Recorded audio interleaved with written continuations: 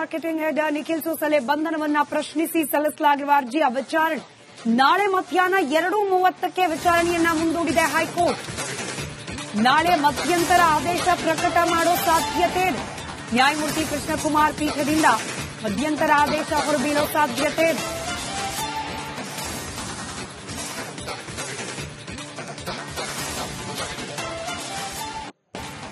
ಮತ್ತಷ್ಟು ಡೀಟೇಲ್ಸ್ನೊಂದಿಗೆ ನಮ್ಮ ಪ್ರತಿನಿಧಿ ಮಹೇಶ್ ನೇರ ಸಂಪರ್ಕದಲ್ಲಿದ್ದಾರೆ. ಮಹೇಶ್, ಮಧ್ಯಂತರ ಆದೇಶ ನಾಳೆ ಪ್ರಕಟ ಆಗಬಹುದು ಅನ್ನೋ ನಿರೀಕ್ಷೆ ಇದೆ. ಇವತ್ತು ಕೋರ್ಟ್ನಲ್ಲಿ ವಾದ ಪ್ರತಿವಾದ ಯಾವ ರೀತಿಯಾಗಿ ಮಂಡನೆ ಆಯಿತು, ಹೈಲೈಟ್ಸ್ನ ಡೀಟೇಲ್ಸ್ ಕೊಡೋದಾದ್ರೆ. ಸ್ಮಿತಾ, ಇವತ್ತು ಕೂಡ ಹೈಕೋರ್ಟ್ನಲ್ಲಿ ನಿಖಿಲ್ ಸೋಸ್ಲೆ ಅವರ ಬಂಧನ ಪ್ರಕರಣಕ್ಕೆ ಸಂಬಂಧಪಟ್ಟಂತೆ ಅವರ ಪತ್ನಿ ಏನು ಅರ್ಜಿ ಸಲ್ಲಿಸಿದ್ರು, ಪ್ರಶ್ನೆಯನ್ನ ಮಾಡಿ ಅರ್ಜಿ ಸಲ್ಲಿಸಿದ್ರು. ಆ ಒಂದು ವಿಚಾರಕ್ಕೆ ಸಂಬಂಧಪಟ್ಟಂತೆ ಹೈಕೋರ್ಟ್ನಲ್ಲಿ ವಿಚಾರಣೆ ನಡೀತು. ಅಲ್ಲಿ ಹಲವು ವಿಚಾರಗಳನ್ನ ಪ್ರಸ್ತಾಪ ಮಾಡಲಾಯಿತು. ಇಲ್ಲಿ ಒಂದಷ್ಟು ಅಂಶಗಳನ್ನ ಎಜಿ ಶಶಿಕಿರಣ್ ಶೆಟ್ಟಿ ಅವರು ಕೂಡ ಉಲ್ಲೇಖ ಮಾಡಿದ್ರು. ಜೊತೆಗೆ ಇಲ್ಲಿ ಸಂದೇಶ್ ಚೌಟ ಅವರು ಅವಾಗಿನಿಂದಲೂ ಕೂಡ ಅವರ ವಾದ ಒಂದೇ ಆಗಿತ್ತು. ಇಲ್ಲಿ ಅವರನ್ನ ಬಂಧನ ಮಾಡಿರುವಂತದ್ದು ಅಕ್ರಮವಾಗಿ ಬಂಧನ ಮಾಡಲಾಗಿದೆ, ಅಂದ್ರೆ ಇಲ್ಲಿ ನಿಯಮಗಳನ್ನ ಉಲ್ಲಂಘನೆ ಮಾಡಿ ನಿಖಿಲ್ ರನ್ನ ಬಂಧನ ಮಾಡಿದೆ. ಹೀಗಾಗಿ ಅವರಿಗೆ ಮಧ್ಯಂತರ ರಿಲೀಫ್ ಅನ್ನ ಕೊಡಬೇಕು ಅಂತೇಳಿ ಸಂದೇಶ್ ಚೌಟ ಅವರು ವಾದ ಮಂಡನೆ ಮಾಡುವಂತ ಕೆಲಸವನ್ನ ಮಾಡಿದ್ರು. ಯಾಕಂದ್ರೆ ಇಲ್ಲಿ ತನಿಖೆಯನ್ನ ಕಬ್ಬನ್ ಪಾರ್ಕ್ ಪೊಲೀಸರು ನಡೆಸಿದ್ರು ಕೂಡ ಸಿಸಿಬಿ ಪೊಲೀಸರು ಮಧ್ಯಂತರ ಎಂಟ್ರಿ ಆಗಿ ಆತನನ್ನ ಕರೆತಂದು ಅರೆಸ್ಟ್ ಮಾಡುವಂತ ಕೆಲಸವನ್ನ ಮಾಡಲಾಗಿತ್ತು. ಇದು ಕಾನೂನಿನ ನಿಯಮದ ಅಡಿ ಅಕ್ರಮವಾಗಿ ಬಂಧನ ಮಾಡಿದಂತೆ. ಅದರಲ್ಲೂ ಕೂಡ ಇಲ್ಲಿ ಆತನನ್ನ ಅರೆಸ್ಟ್ ಮಾಡಿರುವಂತ ಸಮಯ ಆಗಿರಬಹುದು, ಜೊತೆಗೆ ಗ್ರೌಂಡ್ಸ್ ಆಫ್ ಅರೆಸ್ಟ್ ಏನ್ ನೀಡಿದೆ ಇದೆಲ್ಲವೂ ಕೂಡ ಅಕ್ರಮವಾಗಿದೆ ಅಂತೇಳಿ ಹಿರಿಯ ವಕೀಲರಾದಂತಹ ಸಂದೇಶ್ ಚೌಟ ಅವರು ವಾದ ಮಾಡುವಂತ ಕೆಲಸವನ್ನ ಮಾಡಿದ್ರು. ಸಿಆರ್ಪಿಸಿ 41 ನೋಟಿಸ್ ನ ಅಡಿ, ಅಂದ್ರೆ ಸಿಆರ್ಪಿಸಿ 41 ಈ ಒಂದು ಕಾಯ್ದೆಯ ಅಡಿ ಯಾವುದೇ ಒಬ್ಬ ಆರೋಪಿಯನ್ನ ಬಂಧನ ಮಾಡಿದ ನಂತರ ಅದರ ಸಮಯ ಆಗಿರ್ಬೋದು ಮತ್ತೆ ನಿಖರವಾದಂತಹ ಮಾಹಿತಿ, ಅಂದ್ರೆ ಯಾಕೆ ಆತನನ್ನ ಅರೆಸ್ಟ್ ಮಾಡಿದ್ದಾರೆ ಏನು ಅನ್ನೋದಕ್ಕೆ ಸಂಬಂಧಪಟ್ಟಂತೆ ಗ್ರೌಂಡ್ಸ್ ಆಫ್ ಅರೆಸ್ಟ್ ಏನಿರುತ್ತೆ ಅವೆಲ್ಲವನ್ನು ಕೂಡ ಲಿಖಿತ ರೂಪದಲ್ಲಿ ಕೊಡಬೇಕಾಗುತ್ತೆ. ಜೊತೆಗೆ ಅದನ್ನ ಲಿಖಿತ ರೂಪದಲ್ಲಿ ಉಲ್ಲೇಖ ಮಾಡಿ ಬಂಧಿತರಾಗಿರುವಂತಹ ಆರೋಪಿಯ ಕುಟುಂಬಸ್ಥರಿಗೆ ಮತ್ತೆ ಅವರ ಪರ ವಕೀಲರಿಗೆ ಆ ಒಂದು ಮಾಹಿತಿಯನ್ನ ನೀಡಬೇಕು. ಆದ್ರೆ ಈ ಒಂದು ಪ್ರಕರಣದಲ್ಲಿ ನಿಖಿಲ್ ರನ್ನ ಅರೆಸ್ಟ್ ಮಾಡಲಾಗಿದೆ. ಆದ್ರೆ ಯಾವ ಸಂದರ್ಭದಲ್ಲಿ ಅರೆಸ್ಟ್ ಮಾಡಲಾಗಿದೆ, ಹೇಗೆ ಅರೆಸ್ಟ್ ಮಾಡಲಾಗಿದೆ, ಯಾವೊಂದು ಕಾರಣಕ್ಕೆ ಅರೆಸ್ಟ್ ಮಾಡಲಾಗಿದೆ ಅನ್ನೋದನ್ನ ಇಲ್ಲಿವರೆಗೂ ಕೂಡ ಸ್ಪಷ್ಟವಾಗಿ ಮಾಹಿತಿಯನ್ನ ನೀಡಿಲ್ಲ. ಹೀಗಾಗಿ ಇದು ಒಂದಷ್ಟು ಕಾನೂನಿನ ನಿಯಮಗಳನ್ನ ಉಲ್ಲಂಘನೆ ಮಾಡಲಾಗಿದೆ ಅನ್ನುವಂತ ವಾದವನ್ನ ಸಂದೇಶ್ ಚೌಟ ಅವರು ಮಾಡಿದ್ರು.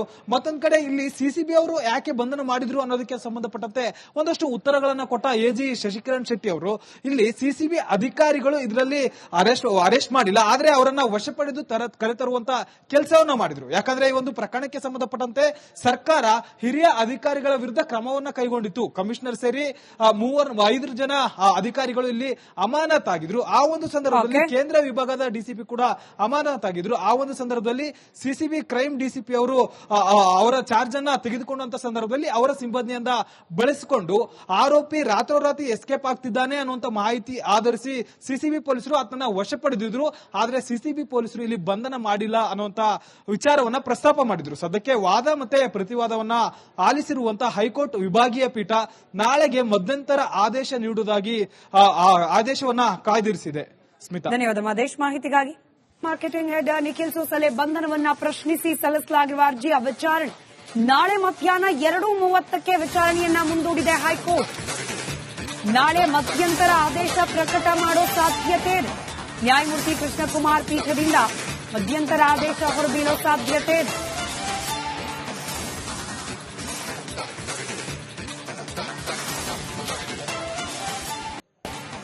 ಮತ್ತಷ್ಟು ಡೀಟೇಲ್ಸ್ನೊಂದಿಗೆ ನಮ್ಮ ಪ್ರತಿನಿಧಿ ಮಹೇಶ್ ನೇರ ಸಂಪರ್ಕದಲ್ಲಿದ್ದಾರೆ. ಮಹೇಶ್, ಮಧ್ಯಂತರ ಆದೇಶ ನಾಳೆ ಪ್ರಕಟ ಆಗಬಹುದು ಅನ್ನೋ ನಿರೀಕ್ಷೆ ಇದೆ. ಇವತ್ತು ಕೋರ್ಟ್ನಲ್ಲಿ ವಾದ ಪ್ರತಿವಾದ ಯಾವ ರೀತಿಯಾಗಿ ಮಂಡನೆ ಆಯಿತು, ಹೈಲೈಟ್ಸ್ನ ಡೀಟೇಲ್ಸ್ ಕೊಡೋದಾದ್ರೆ. ಸ್ಮಿತಾ, ಇವತ್ತು ಕೂಡ ಹೈಕೋರ್ಟ್ನಲ್ಲಿ ನಿಖಿಲ್ ಸೋಸ್ಲೆ ಅವರ ಬಂಧನ ಪ್ರಕರಣಕ್ಕೆ ಸಂಬಂಧಪಟ್ಟಂತೆ ಅವರ ಪತ್ನಿ ಏನು ಅರ್ಜಿ ಸಲ್ಲಿಸಿದ್ರು, ಪ್ರಶ್ನೆಯನ್ನ ಮಾಡಿ ಅರ್ಜಿ ಸಲ್ಲಿಸಿದ್ರು.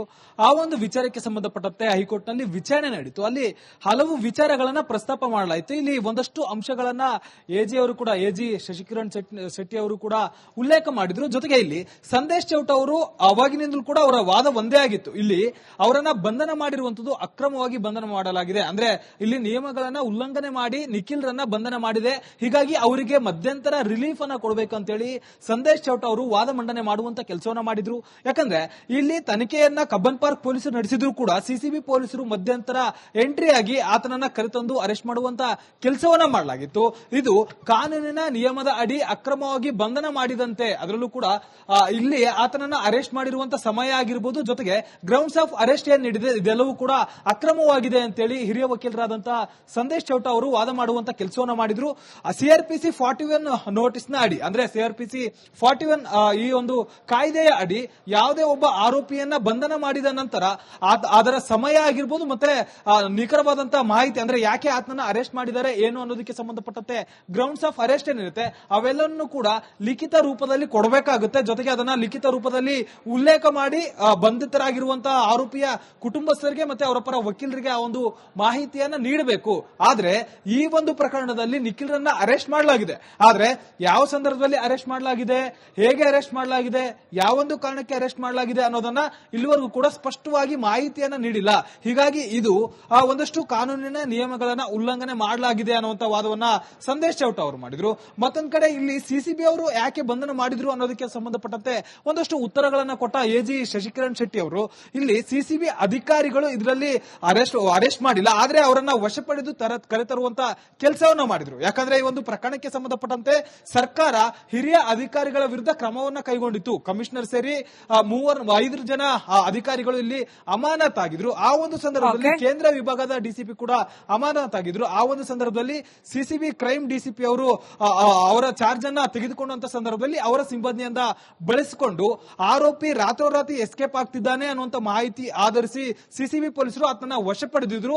ಆದ್ರೆ ಸಿಸಿಬಿ ಪೊಲೀಸರು ಇಲ್ಲಿ ಬಂಧನ ಮಾಡಿಲ್ಲ ಅನ್ನುವಂತ ವಿಚಾರವನ್ನ ಪ್ರಸ್ತಾಪ ಮಾಡಿದ್ರು. ಸದ್ಯಕ್ಕೆ ವಾದ ಮತ್ತೆ ಪ್ರತಿವಾದವನ್ನ ಆಲಿಸಿರುವಂತಹ ಹೈಕೋರ್ಟ್ ವಿಭಾಗೀಯ ಪೀಠ ನಾಳೆಗೆ ಮಧ್ಯಂತರ ಆದೇಶ ನೀಡುವುದಾಗಿ ಆದೇಶವನ್ನ ಕಾಯ್ದಿರಿಸಿದೆ. ಸ್ಮಿತಾ, ಧನ್ಯವಾದ ಮಹೇಶ್ ಮಾಹಿತಿಗಾಗಿ. ಮಾರ್ಕೆಟಿಂಗ್ ಹೆಡ್ ನಿಖಿಲ್ ಸೋಸಲೆ ಬಂಧನವನ್ನ ಪ್ರಶ್ನಿಸಿ ಸಲ್ಲಿಸಲಾಗಿರುವ ಅರ್ಜಿಯ ವಿಚಾರಣೆ ನಾಳೆ ಮಧ್ಯಾಹ್ನ 2:30ಕ್ಕೆ ವಿಚಾರಣೆಯನ್ನ ಮುಂದೂಡಿದೆ ಹೈಕೋರ್ಟ್. ನಾಳೆ ಮಧ್ಯಂತರ ಆದೇಶ ಪ್ರಕಟ ಮಾಡೋ ಸಾಧ್ಯತೆ ಇದೆ. ನ್ಯಾಯಮೂರ್ತಿ ಕೃಷ್ಣಕುಮಾರ್ ಪೀಠದಿಂದ ಮಧ್ಯಂತರ ಆದೇಶ ಹೊರಬೀಳೋ ಸಾಧ್ಯತೆ ಇದೆ.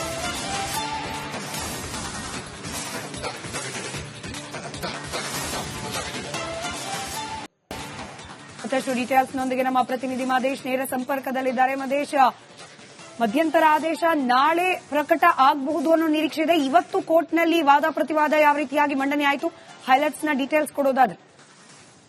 ಸ್ಮಿತಾ, ಇವತ್ತು ಕೂಡ ಹೈಕೋರ್ಟ್ನಲ್ಲಿ ನಿಖಿಲ್ ಸೋಸ್ಲೆ ಅವರ ಬಂಧನ ಪ್ರಕರಣಕ್ಕೆ ಸಂಬಂಧಪಟ್ಟಂತೆ ಅವರ ಪತ್ನಿ ಏನು ಅರ್ಜಿ ಸಲ್ಲಿಸಿದ್ರು, ಪ್ರಶ್ನೆಯನ್ನ ಮಾಡಿ ಅರ್ಜಿ ಸಲ್ಲಿಸಿದ್ರು. ಆ ಒಂದು ವಿಚಾರಕ್ಕೆ ಸಂಬಂಧಪಟ್ಟಂತೆ ಹೈಕೋರ್ಟ್ನಲ್ಲಿ ವಿಚಾರಣೆ ನಡೀತು. ಅಲ್ಲಿ ಹಲವು ವಿಚಾರಗಳನ್ನ ಪ್ರಸ್ತಾಪ ಮಾಡಲಾಯಿತು. ಇಲ್ಲಿ ಒಂದಷ್ಟು ಅಂಶಗಳನ್ನ ಎಜಿ ಶಶಿಕಿರಣ್ ಶೆಟ್ಟಿ ಅವರು ಕೂಡ ಉಲ್ಲೇಖ ಮಾಡಿದ್ರು. ಜೊತೆಗೆ ಇಲ್ಲಿ ಸಂದೇಶ್ ಚೌಟ ಅವರು ಅವಾಗಿನಿಂದಲೂ ಕೂಡ ಅವರ ವಾದ ಒಂದೇ ಆಗಿತ್ತು. ಇಲ್ಲಿ ಅವರನ್ನ ಬಂಧನ ಮಾಡಿರುವಂತದ್ದು ಅಕ್ರಮವಾಗಿ ಬಂಧನ ಮಾಡಲಾಗಿದೆ, ಅಂದ್ರೆ ಇಲ್ಲಿ ನಿಯಮಗಳನ್ನ ಉಲ್ಲಂಘನೆ ಮಾಡಿ ನಿಖಿಲ್ ರನ್ನ ಬಂಧನ ಮಾಡಿದೆ. ಹೀಗಾಗಿ ಅವರಿಗೆ ಮಧ್ಯಂತರ ರಿಲೀಫ್ ಅನ್ನ ಕೊಡಬೇಕು ಅಂತೇಳಿ ಸಂದೇಶ್ ಚೌಟ ಅವರು ವಾದ ಮಂಡನೆ ಮಾಡುವಂತ ಕೆಲಸವನ್ನ ಮಾಡಿದ್ರು. ಯಾಕಂದ್ರೆ ಇಲ್ಲಿ ತನಿಖೆಯನ್ನ ಕಬ್ಬನ್ ಪಾರ್ಕ್ ಪೊಲೀಸರು ನಡೆಸಿದ್ರು ಕೂಡ ಸಿಸಿಬಿ ಪೊಲೀಸರು ಮಧ್ಯಂತರ ಎಂಟ್ರಿ ಆಗಿ ಆತನನ್ನ ಕರೆತಂದು ಅರೆಸ್ಟ್ ಮಾಡುವಂತ ಕೆಲಸವನ್ನ ಮಾಡಲಾಗಿತ್ತು.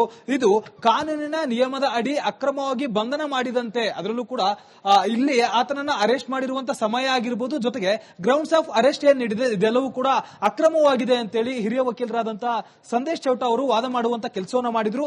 ಸಿಆರ್ಪಿಸಿ 41 ನೋಟಿಸ್ ನ ಅಡಿ, ಅಂದ್ರೆ ಸಿಆರ್ಪಿಸಿ 41 ಈ ಒಂದು ಕಾಯ್ದೆಯ ಅಡಿ ಯಾವುದೇ ಒಬ್ಬ ಆರೋಪಿಯನ್ನ ಬಂಧನ ಮಾಡಿದ ನಂತರ ಅದರ ಸಮಯ ಆಗಿರ್ಬೋದು ಮತ್ತೆ ನಿಖರವಾದಂತಹ ಮಾಹಿತಿ, ಅಂದ್ರೆ ಯಾಕೆ ಆತನನ್ನ ಅರೆಸ್ಟ್ ಮಾಡಿದ್ದಾರೆ ಏನು ಅನ್ನೋದಕ್ಕೆ ಸಂಬಂಧಪಟ್ಟಂತೆ ಗ್ರೌಂಡ್ಸ್ ಆಫ್ ಅರೆಸ್ಟ್ ಏನಿರುತ್ತೆ ಅವೆಲ್ಲವನ್ನು ಕೂಡ ಲಿಖಿತ ರೂಪದಲ್ಲಿ ಕೊಡಬೇಕಾಗುತ್ತೆ. ಜೊತೆಗೆ ಅದನ್ನ ಲಿಖಿತ ರೂಪದಲ್ಲಿ ಉಲ್ಲೇಖ ಮಾಡಿ ಬಂಧಿತರಾಗಿರುವಂತಹ ಆರೋಪಿಯ ಕುಟುಂಬಸ್ಥರಿಗೆ ಮತ್ತೆ ಅವರ ಪರ ವಕೀಲರಿಗೆ ಆ ಒಂದು ಮಾಹಿತಿಯನ್ನ ನೀಡಬೇಕು. ಆದ್ರೆ ಈ ಒಂದು ಪ್ರಕರಣದಲ್ಲಿ ನಿಖಿಲ್ ರನ್ನ ಅರೆಸ್ಟ್ ಮಾಡಲಾಗಿದೆ. ಆದ್ರೆ ಯಾವ ಸಂದರ್ಭದಲ್ಲಿ ಅರೆಸ್ಟ್ ಮಾಡಲಾಗಿದೆ, ಹೇಗೆ ಅರೆಸ್ಟ್ ಮಾಡಲಾಗಿದೆ, ಯಾವೊಂದು ಕಾರಣಕ್ಕೆ ಅರೆಸ್ಟ್ ಮಾಡಲಾಗಿದೆ ಅನ್ನೋದನ್ನ ಇಲ್ಲಿವರೆಗೂ ಕೂಡ ಸ್ಪಷ್ಟವಾಗಿ ಮಾಹಿತಿಯನ್ನ ನೀಡಿಲ್ಲ. ಹೀಗಾಗಿ ಇದು ಒಂದಷ್ಟು ಕಾನೂನಿನ ನಿಯಮಗಳನ್ನ ಉಲ್ಲಂಘನೆ ಮಾಡಲಾಗಿದೆ ಅನ್ನುವಂತ ವಾದವನ್ನ ಸಂದೇಶ್ ಚೌಟ ಅವರು ಮಾಡಿದ್ರು. ಮತ್ತೊಂದ್ ಕಡೆ ಇಲ್ಲಿ ಸಿಸಿಬಿ ಅವರು ಯಾಕೆ ಬಂಧನ ಮಾಡಿದ್ರು ಅನ್ನೋದಕ್ಕೆ ಸಂಬಂಧಪಟ್ಟಂತೆ ಒಂದಷ್ಟು ಉತ್ತರಗಳನ್ನ ಕೊಟ್ಟ ಎಜಿ ಶಶಿಕಿರಣ್ ಶೆಟ್ಟಿ ಅವರು, ಇಲ್ಲಿ ಸಿಸಿಬಿ ಅಧಿಕಾರಿಗಳು ಇದರಲ್ಲಿ ಅರೆಸ್ಟ್ ಮಾಡಿಲ್ಲ, ಆದ್ರೆ ಅವರನ್ನ ವಶಪಡೆದು ಕರೆತರುವಂತ ಕೆಲಸವನ್ನ ಮಾಡಿದ್ರು. ಯಾಕಂದ್ರೆ ಈ ಒಂದು ಪ್ರಕರಣಕ್ಕೆ ಸಂಬಂಧಪಟ್ಟಂತೆ ಸಂಬಂಧಿಸಿದಂತೆ ಸರ್ಕಾರ ಹಿರಿಯ ಅಧಿಕಾರಿಗಳ ವಿರುದ್ಧ ಕ್ರಮವನ್ನ ಕೈಗೊಂಡಿತ್ತು. ಕಮಿಷನರ್ ಸೇರಿ 5 ಜನ ಅಧಿಕಾರಿಗಳು ಇಲ್ಲಿ ಅಮಾನತಾಗಿದ್ರು. ಆ ಒಂದು ಸಂದರ್ಭದಲ್ಲಿ ಕೇಂದ್ರ ವಿಭಾಗದ ಡಿಸಿಪಿ ಕೂಡ ಅಮಾನತಾಗಿದ್ರು. ಆ ಒಂದು ಸಂದರ್ಭದಲ್ಲಿ ಸಿಸಿಬಿ